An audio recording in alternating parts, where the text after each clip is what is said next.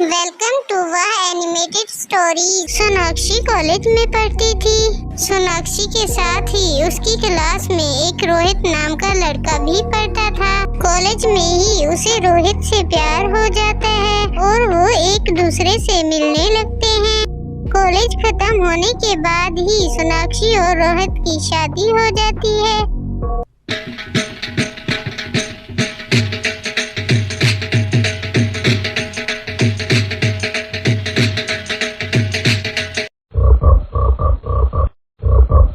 वाह सोनाक्षी, तुम तो बहुत खूबसूरत लग रही हो इस दुल्हन के ड्रेस में। रोहित की ये बात सुनते ही सोनाक्षी शर्मा जाती है। शादी के अगले दिन सोनाक्षी शीशे के सामने खड़ी होकर गाना गा रही थी। ना कजरे की धार, ना मोतियों की हार, ना कोई किया सिंगार, फिर भी कितनी सुंदर हूँ मैं, कितनी सुंदर हूँ। अरे आहिस्ता आहिस्ता, बाहर मेरी माँ बैठी है, अगर उन्होंने सुन लिया तो कयामत आ जाएगी। ये कहकर रोहित अपने ऑफिस चला गया। रोहित की ये बात सुनकर सोनाक्षी घबरा जाती है। सोनाक्षी के घबराने की वजह ये थी कि उसे बातों ही बातों में गाना याद आ जाता था और वो गाने लगती थी। गाना गाने से सोनाक्षी खुद को रोक नहीं पाती थी। अब तो गाना गाना सोनाक्षी की आदत बन चुकी थी। इधर दूसरी तरफ सरला से मिलने उसकी जेठानी आई हुई थी। अरे जेठानी जी, आप मेरे इकलौते बेटे की शादी में क्यों नहीं आई? मैं आपसे बहुत नाराज हूँ। अरे सरला बहन, कल मेरी बहू को बच्चा पैदा हुआ, इसी वजह से मैं कल नहीं आ पाई। अब बुलाओ ना अपनी बहू को, मैं भी तो देखूं कैसी है तुम्हारी बहू। हाँ हाँ बुलाती हूँ। सोनाक्षी बहू जल्दी आओ, जेठानी जी आई हुई है। नमस्ते ताई जान। नमस्ते नमस्ते, जीती रहो बहू। आओ बहू बैठो। सासू माँ, ताई जी, मैं आपके लिए चाय नाश्ता लेकर आती हूँ। बहू ये सब तो होता ही रहेगा, तुम आओ यहाँ बैठो हमारे साथ।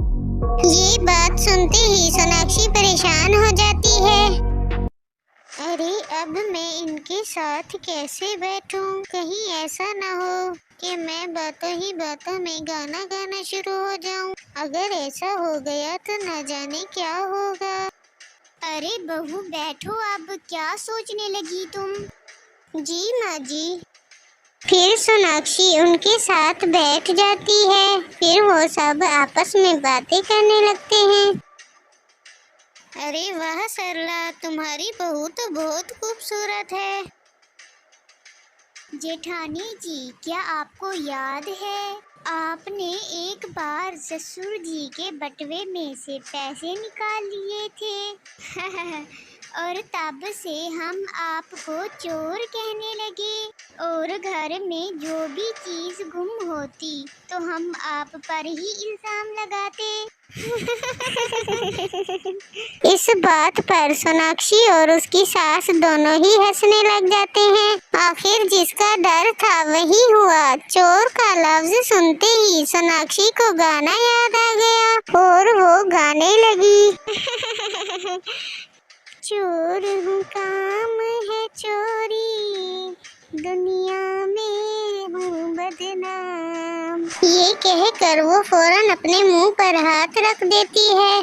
सोनाक्षी की सास और जेठानी दोनों उसे गुस्से से देखने लगती हैं। तभी जेठानी सोनाक्षी की सास सरला से कहती है, अरे सरला, ये कैसी बहू लाई हो तुम?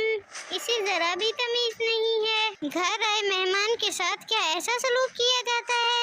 ये कहकर जेठानी वहाँ से चली जाती है। सोनाक्षी बहू, तुम्हें जरा भी शर्म नहीं है? कुछ तो शर्म कर लेती। इतनी बेइज्जती की है तुमने जेठानी जी की, अब वो पूरे खानदान को जाकर बताएंगी। क्या इज्जत रह जाएगी हमारे खानदान में हमारी। सारे लोग ये बातें बनाएंगे कि सरला की बहू गाना गाती फिरती है। शर्म आनी चाहिए तुम्हें। ये कहकर सरला अपने कमरे में चली गई।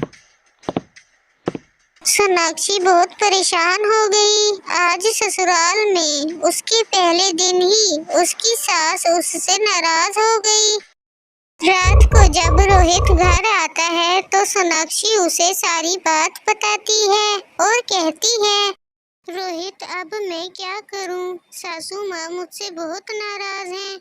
सोनाक्षी तुम परेशान ना हो, माँ का गुस्सा कुछ देर के लिए ही होता है। तुम अभी मेरे साथ चलकर उनसे माफी मांग लो।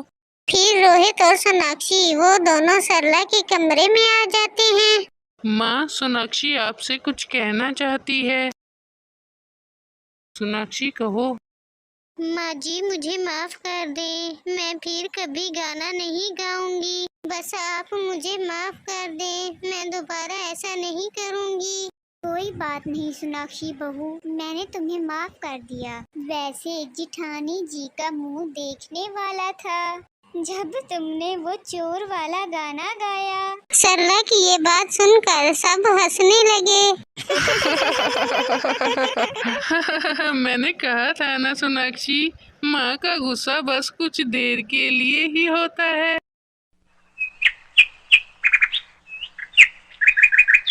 बहू मैं कुछ देर के लिए जरा बाजार जा रही हूँ, कुछ सामान खरीदना है। बाजार का लफ्ज सुनते ही सोनाक्षी को फिर गाना याद आ गया और वो गाने लगी।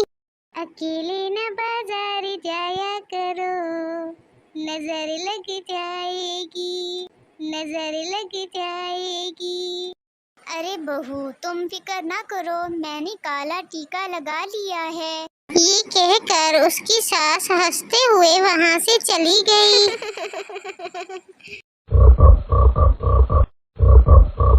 सोनाक्षी, मैं कल बिजनेस मीटिंग के लिए यूएसए जा रहा हूँ और 4 दिन बाद ही लौटूंगा। 4 दिन की बात सुनते ही सोनाक्षी फिर गाना गाने लगी। जीने के हैं 4 दिन, बाकी हैं बेकार दिन। अच्छा, तो मेरे बगैर तुम्हारे जीने के दिन होते हैं और बाकी बेकार होते हैं? अरे नहीं, ऐसी बात नहीं है, वो तो मुझे गाना याद आ गया। सोनाक्षी, ये जो तुम्हारी बात बात पर गाना गाने की आदत है, ऐसा ना हो मैं किसी और को दिल दे दूं।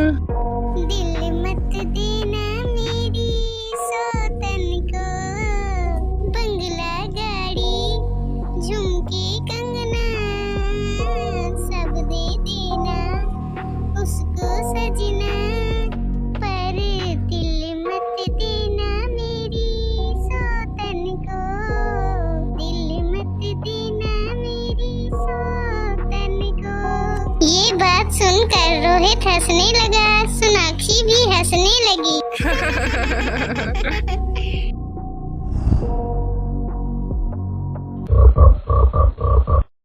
4 दिन गुजर जाते हैं। रोहित जब घर वापस आ जाता है तो वो अपनी माँ से मिलता है और सोनाक्षी का पूछता है, अरे बेटा और कहाँ होगी? छत पर है।